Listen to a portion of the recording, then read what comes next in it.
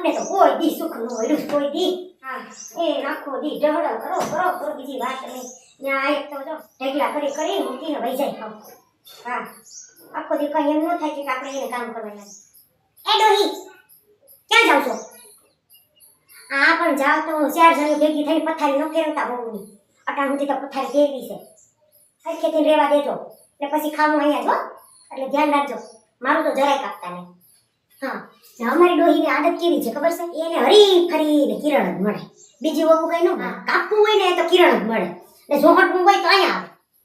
આખો દી પથારી ફેરવી નાખે ને એમાં 4-5 જણ્યું છે ને બધી ભેગી થઈ લોહી પી જાય આપણું આખો દી લોહી પી જાય બાપા તૈયાર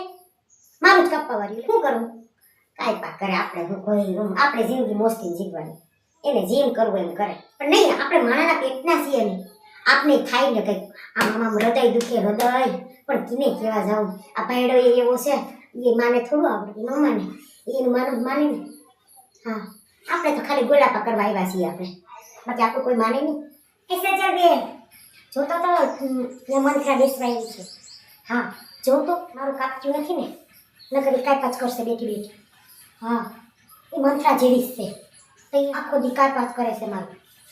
એક હોય રૂમ આપણે તો કાજલબેન છે ને કંઈ માથા કૂટ ન કરીએ શું કરવું પણ ભૂલ કરીને આપણે તો માથા દુખાવો આપણે જ કરવો ને હે તઈએ હું કોઈ દી માથા કૂટ જ ન કરું પણ હાલતી થઈ જાય અટાણા ફોરમાં બેગવા હવામાં આની તેની કરવા જ બેહવા બે ભેગ્યું થાય બધું નહીં નીકળી ગઈ બેહવા એને એમ ન થાય કે આપણે વહુને થોડુંક કામ કરાવવા લાગીએ ના રે ના નીકળી ગયા અટાણા ફોરમાં બેહવા ભલે વહુ આખો દી ટોળાવ્યા કરે નોકરાણીની જેમ નોકરાણી જ રાખી એવું કહેવાય ને હા નોકરાણી જેમ જ રાખી આપણે આખો દી જોઈએ ધંધો કાંઈ એટલે કાંઈ બીજું કાંઈ નહીં ધંધો એને કાપવાનું ને આપણે આખો દી ટેડા કરવાના પથારી ફેરવી નાખી છે ના ના એને એવું ન થવું જોઈએ કે બહુને થોડુંક કામ કરાવ્યા લાગીએ એને એમ જરાય દયા ન આવે બાપા ક્યાં એટલે ક્યાં એક ઠીબડું ન ઉઠકે કે આઈથી ખાઈને ભાણો કેવી ને સીધી વહી જાય બેહવા ને 2-4 સેતી એ બેઠ્યું જાય હરખેથી જીવવા ન દે જિંદગી જીવવા જ નથી દેતી હા અરે કેટલાના ઘર ભંગવા તમને ખબર નથી એને ઈ જ ધંધો હોય એને તો બહુ ક્યાં જોતી હતી એને તો નોકરાણી જોતી હતી તે મળી ગઈ નોકરાણી એ 24 કલાક કામ કરે ને મેં એ ફ્રીમાં પાસે હા એને જોતી હતી ઈ જ જડી ગયું મારા માવતરના તો બિચારા એ કઈ કે એવા નથી એટલે પછી હું માથે પડે તો ભોગવવું પડે આપણે ને હું એ બિચારી નાનકડું જાન અવડીકડી જ જાન છું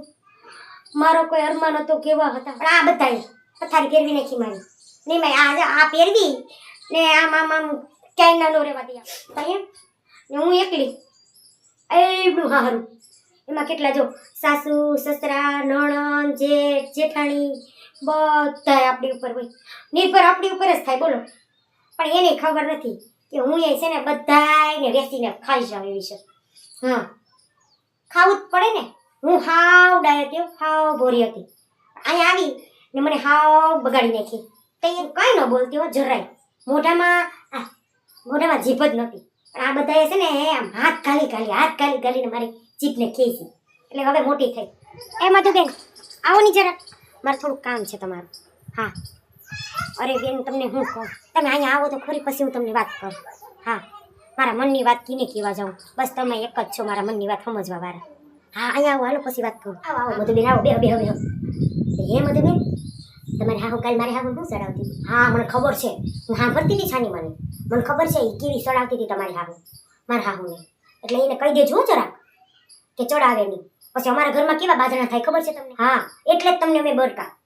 હા હું કોઈ મધુબેન સમજું છે તો સમજાવે ને થોડું તમે થાકી ગયા છો ને હા પણ આની તેની જ કરવી પછી તો થાકી જ જઈએ ને આપણે તઈએ કેટલીક વાર મારે એને કેવું હા તમારી હાહુને હું કેટલી વાર બાંધી છું કેટલી વાર કીધું કે અમારી ડોહી મને ચડાવવા નહીં તો એ ચડાવે શું કરવું હાલો મધુબેનને તો કહી દીધું હવે એ ચડાવશે નહીં નોકર તો એ બાપી આખો દી મારી હાવ ચડાવે ઘરમાં અમારે કલેશ બાપા હાવામાં ક્યાંય નથી રહેવા જતા એ પાછી હરીફરીને કિરણ જ મળે હરીફરીને કિરણ જ મળે બાબા કહીએ શું કરવું એટલે મેં તો કહી જ દીધું મધુબેનને આજ તો કે કાં તમારી હાહુને સમજાવી લેજો ને પછી એ મારા હાથના ખાહે હા પછી આપણે હાથ ફેરો કરી લેવું એનું ઉપર તમને કહી દઉં મેં તો એને ચોખ્ખા શબ્દોમાં કહી દીધું એ સમજાવશે હવે પણ એ લખણ ખોટીના પેટની છે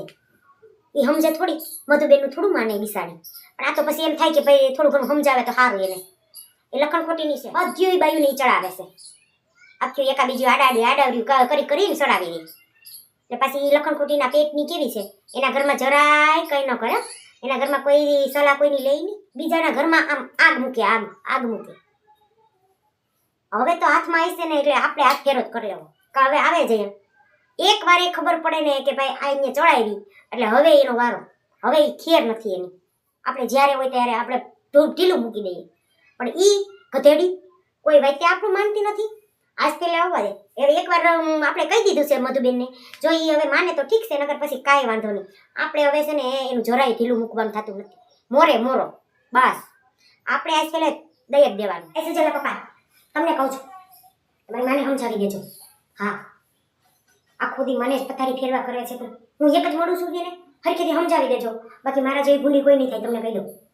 હા, જરાક ત્યાર થઈ તો ખાવામાં જરાક જ મેં ત્યાર થઈ. આખો દી તો ઢેગડું જ પ્રહરવાનું હોય, પણ થોડીક વાર આપણે ત્યાર થઈએ ને તો આમ કરે ને તેમ કરે ને પટિયા પાડે ને પૂછડો પાડું તો એમાં હું જાય એનું. હું એની જ છું ને. હારી કરું તો હારી કોઈક કહે ને કે આ ભાઈ આના ફલાણાની બહુ હારી છે, ત્યારે એને બળી જાય હાવ આખા બધા. એટલે ધ્યાન રાખજો, એને કહી દેજો. નકર પછી મારા જેવી ભૂંડીની કોઈ નહીં થાય, તમને કહી દઉં. હા, જાઓ હવે કોઈ આવો. લગ્ન કરીને કાંઈ ન પાયું,